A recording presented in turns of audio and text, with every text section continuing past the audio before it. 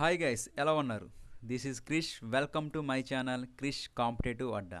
So ఈరోజు మన topic వచ్చి, మీరు ఆల్రెడీ తమ్నైల్లో చూసే ఉంటారు. సో గ్రౌండ్ యొక్క ఇంపార్టెన్స్, ఓకేనా? ఏపీ పోలీస్ నోటిఫికేషన్లో మనకి గ్రౌండ్ యొక్క ఇంపార్టెన్స్ ఏంటి అనేది ఈ వీడియోలో చూస్తాను. సో ఎందుకు చేయాల్సి వచ్చిందంటే ఈ వీడియో, చాలామంది గ్రౌండ్ని నెగ్లెక్ట్ చేస్తున్నారు. సో దానివల్ల గ్రౌండ్కి మార్క్స్ ఉంటాయి. సో ఆ మార్క్స్ మనకి మెయిన్స్లో కూడా ఉపయోగపడతాయి. సో ఆ పాయింట్ ఆఫ్ వ్యూ చాలామందికి తెలీదు అనే ఉద్దేశంతో ఈ వీడియో చేస్తున్నాను. సో ఇది ఎవరికైనా తెలిస్తే ఇక్కడే స్కిప్ చేయండి. సో అదేవిధంగా ఎవరైతే సివిల్కి ప్రిపేర్ అవుతున్నారో వాళ్ళు కూడా ఈ వీడియో స్కిప్ చేయండి. సో ఎవరైతే ఏపీఎస్పీకి ఆర్ ఏఆర్ కానిస్టేబుల్కి ప్రిపేర్ అవుతున్నారో వాళ్ళకి ఇది యూజ్ అవుతుంది. అదేవిధంగా నాకు సివిల్ కానీ ఏపీఎస్పీ కానీ ఏదైనా జాబ్ కావాలి అన్న వాళ్ళకి కూడా ఇది యూజ్ అవుతుంది. సో ఇంక లేట్ చేయకుండా టాపిక్లోకి వెళ్ళిపోదాం. సో ఫస్ట్ గ్రౌండ్కి మార్క్స్ ఏంటో చూద్దాం మనం.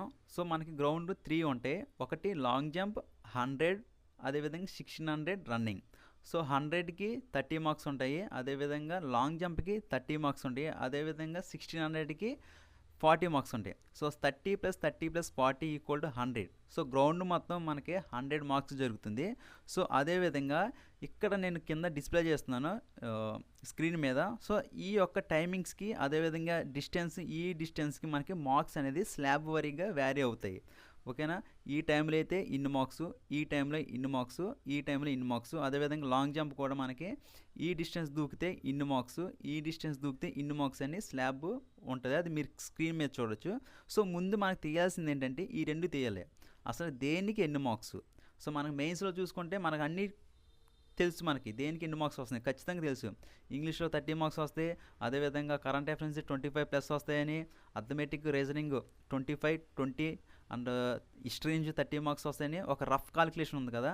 సేమ్ అదేవిధంగా ఇక్కడ కూడా మనకి కాలిక్యులేషన్ అనేది ఇంపార్టెంట్. సో అందుకే ఖచ్చితంగా మనకి దేనికి ఎన్ని మార్క్స్ వస్తున్నాయి గ్రౌండ్లో కూడా చూసుకోవాలి. సో అది ఖచ్చితంగా మీరు మైండ్లో పెట్టుకోండి. సో గ్రౌండ్కి ఎందుకు ఇంపార్టెన్స్ ఇవ్వాలి? So that is the main topic today. So గ్రౌండ్కి ఎందుకు ఇవ్వాలి అంటే 2 రీజన్స్ చెప్తాను. ఒకటి, ఈ నోటిఫికేషన్లో ఏపీఎస్పీ అనేది పోస్టులు ఎక్కువ ఉన్నాయి. ఓకేనా? That is the important. So APSP మనకి ఆల్మోస్ట్ 2500+ ఉన్నాయి జాబ్స్. సో అది కేవలం అబ్బాయిలకి, అది కూడా కేవలం 3 క్వాలిఫై అయిన వాళ్ళకి. సో 3 ఎవరైతే క్వాలిఫై అవుతారో లాంగ్ జంప్, 1600, 100. సో అది కేవలం వారికి మాత్రమే. ద సెకండ్ వచ్చి మనకి mains exam. So mains exam నువ్వు చదివింది వస్తే నువ్వు టిక్ పెడతావు, రైట్ ఆన్సర్ పెడతావు. నువ్వు చదివింది రాకపోతే పరిస్థితి ఏంటో ఎవరికి తెలియదు. సో మెయిన్ ఎగ్జామ్ అనేది వాళ్ళ క్వశ్చన్స్ మీద డిపెండ్ అవుద్ది. నీ ప్రిపరేషన్ ఓకే, అంతవరకు ఓకే. ఒకవేళ నీకు తెలియని క్వశ్చన్ వస్తే నీకు పెట్టే ఛాన్స్ ఉండదు. కానీ గ్రౌండ్లో అలా కాదు. నీ స్టామినా ఏంటో నీకు ముందే తెలుస్తుంది. సో ఇందాక చెప్పినట్టు స్లాబ్స్ ఉన్నాయి కదా, నువ్వు ఎంతవరకు పరిగెట్టగలవు, నీకు ఎన్ని మార్క్స్ రావాలి, దాని యొక్క ఇంప్రూవ్మెంట్ ఏంటి అనేది నీ స్టామినా, కేవలం నీ స్టామినా మీదే డిపెండ్ అవుద్ది. సో మెయిన్స్లో అలా కాదు. నీ ప్రిపరేషన్, నీ స్టామినా ఎంత ఉన్నప్పటికీ కూడా అక్కడ నీకు తెలియని క్వశ్చన్ వస్తే నువ్వు ఖచ్చితంగా బిట్టి పెట్టలేవు. సో అక్కడ సిలబస్ అనేది నువ్వు కవర్ చేసినప్పటికీ కూడా మనకు తెలియని క్వశ్చన్లు రావడానికి చాలా ఉంటాయి. సో ఇక్కడ అలా కాదు, గ్రౌండ్లో మాత్రం నీ స్టామినా మీద డిపెండ్ అయి ఉంటాయి. సో అందుకే ఈ 2 రీజన్స్ వల్ల మనకి గ్రౌండ్ యొక్క ఇంపార్టెన్స్ అనేది చెప్తున్నాను. అదేవిధంగా థర్డ్ రీజన్ వచ్చి మనకి, ఫర్ సపోజ్ మెయిన్స్ ఎగ్జామ్ ఉన్నప్పుడు నీకు ఆ 1 week or 3 to 4 days, mains ఎగ్జామ్కి 3 to 4 days ముందు నీకు హెల్త్ ఇష్యూ వచ్చినా ఏదైనా జరిగినా కానీ ఖచ్చితంగా నీకు అనేది ఖచ్చితంగా రాయాల్సి ఉంటుంది. నువ్వు ఏ పొజిషన్లో ఉన్నా, ఏ పరిస్థితిలో ఉన్నా ఖచ్చితంగా మెయిన్స్ ఎగ్జామ్ అనేది రాయాలి. కానీ ఈవెంట్స్ టైంలో నీకు ఎటువంటి హెల్త్ ఇష్యూ వచ్చినా లేకపోతే ఎటువంటి ఇంజరీ అయినా కానీ నువ్వు జస్ట్ డాక్టర్ సర్టిఫికేట్ తీసుకెళ్ళి అక్కడ హైయర్ అఫీషియల్స్తో మాట్లాడితే నీ యొక్క ఈవెంట్స్ డేట్ అనేది అటు కానీ ఇటు కానీ ముందుకు కానీ వెనక్కి కానీ చేంజ్ చేసుకునే అవకాశం కూడా ఉంటుంది. సో ఇలాంటి కండిషన్లో నువ్వు ఖచ్చితంగా ఈవెంట్స్ నుంచి నువ్వు ఎక్కువ మార్క్స్ గెయిన్ చేసుకోవచ్చు. నువ్వు ఎప్పుడైతే ఫిట్గా ఉంటావో అప్పుడు ఈవెంట్ చేసే అవకాశం ఉంటుంది. కానీ మెయిన్స్లో అలా కాదు. నువ్వు ఫిట్గా ఉన్నా ఫిట్గా లేకపోయినా అక్కడ మెయిన్స్ డేట్ వచ్చినప్పుడు ఖచ్చితంగా ఆ డేట్కి ఎగ్జామ్ వెళ్ళి రాయాలి నువ్వు. ఓకేనా? సో ఇది కూడా రీజన్. సో గ్రౌండ్ యొక్క ఇంపార్టెన్స్లో ఇది కూడా వన్ ఆఫ్ ద రీజన్గా చెప్తాను నేను. సో 1 more రీజన్ వచ్చి మనకి ఈవెంట్స్ యొక్క ఇంపార్టెన్స్లో.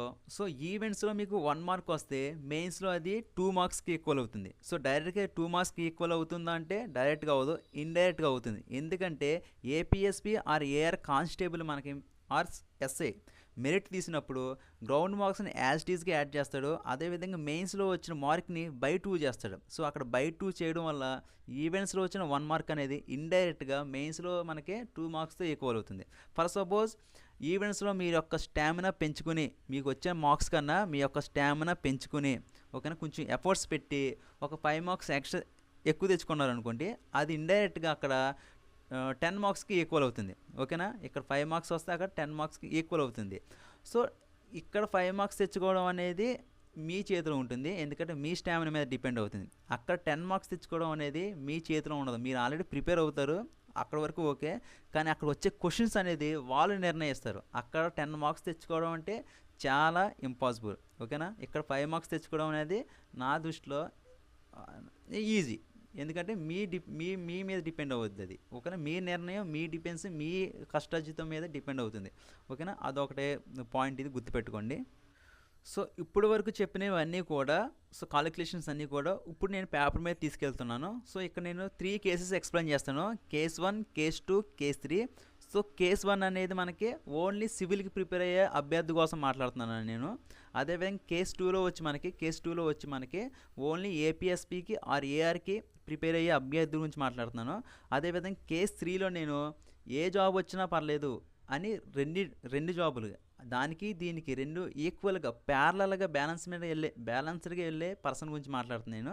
సో ఇప్పుడు ఆ కాలిక్యులేషన్ అనేది పేపర్ మీద తీసుకొస్తున్నాను నేను, సో కన్ఫ్యూజ్ అవ్వద్దు.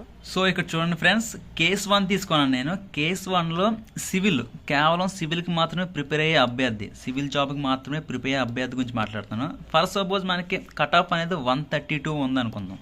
ఓకేనా, సో ఆ అబ్బాయికి మెయిన్స్లో 130 వచ్చాయి. సో మనవాడు అలాగే సివిల్ కానిస్టేబుల్కి ప్రిపేర్ అవుతున్నాడు కాబట్టి గ్రౌండ్ అనేది లైట్ తీసుకున్నాడు. At the same time 2 qualify అయ్యాడు లేదా 3 క్వాలిఫై అయ్యాడు.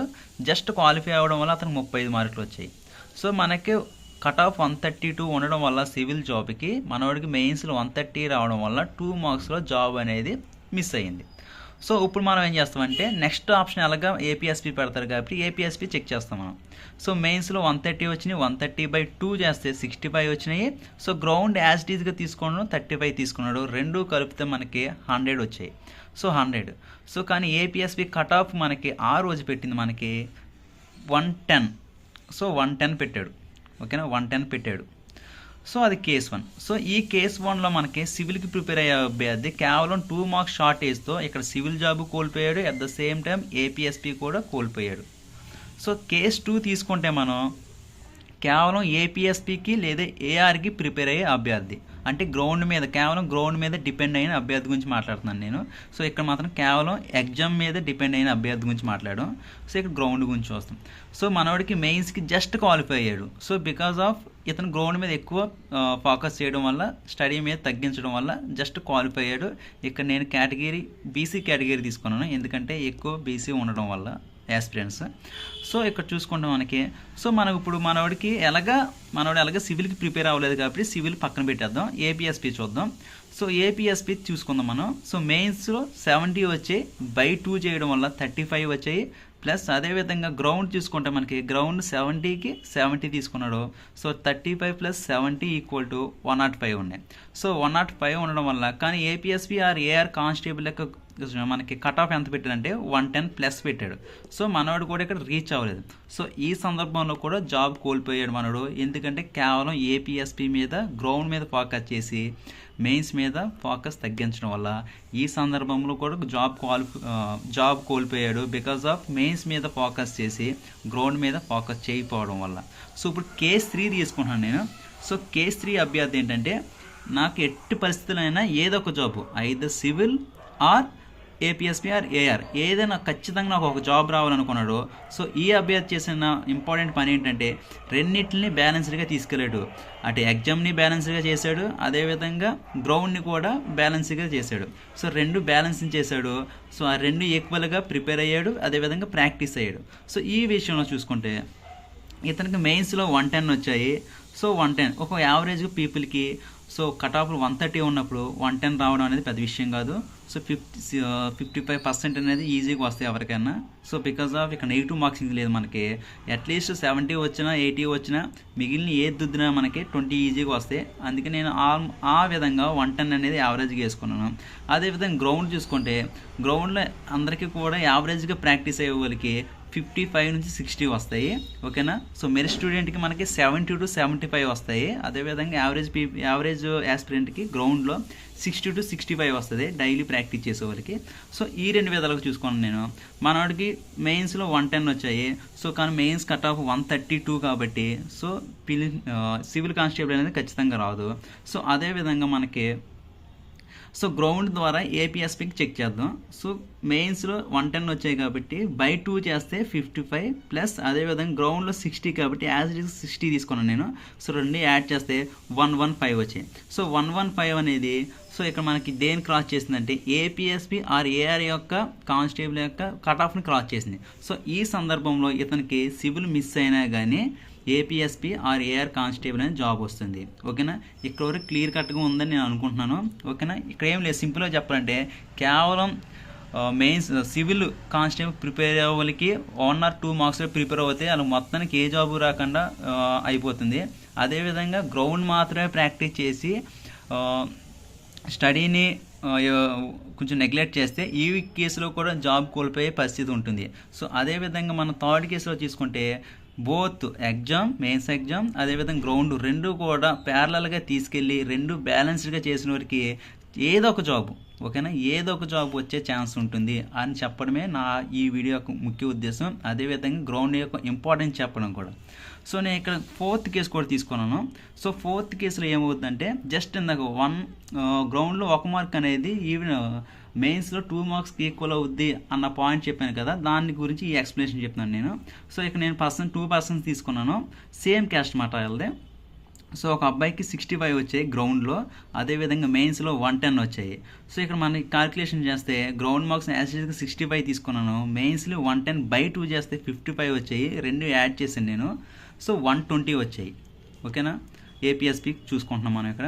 అదేవిధంగా వేరే అబ్బాయికి సేమ్ క్యాస్ట్లో సేమ్ కేటగిరీకి 60 వచ్చాయి గ్రౌండ్, అదేవిధంగా మెయిన్స్లో 115 వచ్చాయి. సో రెండింటిని మళ్ళీ కాలిక్యులేట్ చేద్దాం, మనం యాడ్ చేద్దాం. గ్రౌండ్ యాజ్ ఇట్ ఈస్గా 60 తీసుకున్నాను. సో మెయిన్స్లో వచ్చిన మార్క్ని బై 2 చేశాను. సో 57.5 వచ్చాయి. సో 2 యాడ్ చేస్తే మనకి 117.5 వచ్చాయి. సో వెన్ కంపేర్ టు ఇక్కడ మనకి మెయిన్స్లో 110 వచ్చాయి మనవాడికి, ఇక్కడ 115 వచ్చాయి. 5 మార్క్స్ ఎక్కువ వచ్చినాయి. అయినప్పటికీ ఇక్కడ జాబ్ మనవాడికి రాదు. ఎందుకంటే ఇతనికంటే 5 మార్క్స్ షార్టేజ్లో ఉన్నాడు ఎక్కడ గ్రౌండ్లో. సో గ్రౌండ్లో 5 మార్క్స్ షార్టేజ్ ఉండడం, అదేవిధంగా మెయిన్స్లో 5 మార్క్స్ ఎక్కువ ఉన్నప్పటికీ కూడా ఇక్కడ మనవాడికి ఎక్కువ ఉండడం వల్ల 5 అనేది 10 మార్క్స్కి ఈక్వల్ అవుద్ది కాబట్టి మెయిన్స్లో ఇది మనకి జాబ్ తెచ్చే ఛాన్స్ అనేది పెంచింది మనవాడికి. సో ఆ విధంగా చూసుకుంటే మనవాడికి ఇక్కడ 117 కన్నా 120 అబ్బాయికి మార్క్స్ ఎక్కువ వస్తాయి. సో ఇక్కడ మీరు ఒక నోట్ చూడండి. All the values I mention the above all are not real, only for example. So మీకు ఎగ్జాంపుల్ ఎక్స్ప్లెయిన్ చేయడం కోసం ఈ వాల్యూస్ తీసుకున్నాను. సో కట్ ఆఫ్లు 132లు 110లు, అదేవిధంగా ఈ marks running ground marks events marks ఇవన్నీ కూడా నాట్ రియల్, అదేదో గుర్తుపెట్టుకోండి మీరు. ఓకేనా. సో కాలిక్యులేషన్స్ అన్నీ చూసారు కదా, మీకు ఒక అంచనా వచ్చి ఉంటుంది. ఒకవేళ మీకు అప్పటికే అర్థమవకపోతే ఇంకొకసారి చూడండి వీడియో, అప్పటికే అర్థమవకపోతే సో కామెంట్ సెక్షన్లో అడగండి. సో ఇక్కడ మెయిన్ టాపిక్ ఆర్ మెయిన్ నా యొక్క ఇంటెన్షన్ ఏంటంటే సో మీరు గ్రౌండ్ని అదేవిధంగా మెయిన్స్ ఎగ్జామ్ రెండింటిని కూడా ప్యారలల్గా తీసుకెళ్ళండి. ఓకేనా. అలాంటప్పుడు మాత్రం మీకు ఏ జాబ్ అయినా వచ్చే chance, any job civil or APSP ఏదో ఒక జాబ్ వచ్చే ఛాన్స్ ఉంటుంది. మీరు ఒకదాని మీద డిపెండ్ అయ్యారు అనుకోండి, పరిస్థితులు బాగోకపోవడం వల్ల ఆ జాబ్ మిస్ అయినప్పటికీ కూడా మనకి గ్రౌండ్ అనేది మనల్ని కాపాడుతుంది. సో అందుకే గ్రౌండ్ మనల్ని ఖచ్చితంగా గొట్టెక్కిస్తుంది. ఓకేనా. సో వీడియో చివరికి వచ్చింది ఫ్రెండ్స్. ఈ వీడియో మీకు నచ్చితే ఓకేనా లైక్ చేయండి, అదేవిధంగా ఛానల్ సబ్స్క్రైబ్ చేయండి. సో ఎవరికైతే ఈవెంట్స్ మార్క్స్ మీద దాని యొక్క ఇంపార్టెన్స్ ఎవరికైతే తెలియదో వారికి ఈ వీడియోని షేర్ చేయండి. సో వాళ్ళు గ్రౌండ్ని నెగ్లెక్ట్ చేయకుండా ఉంటారు. సో అదేవిధంగా మెయిన్స్ కూడా బాగా ప్రిపేర్ అవుతారు. Thank you for watching. Thank you so much.